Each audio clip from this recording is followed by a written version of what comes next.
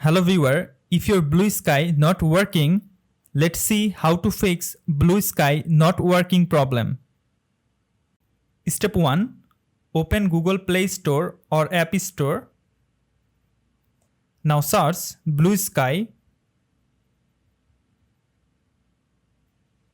Update your Bluesky app. After complete the update process, follow the second step. Please disable all VPN or proxy network. Now follow the third step. Open your phone setting. Now change your network.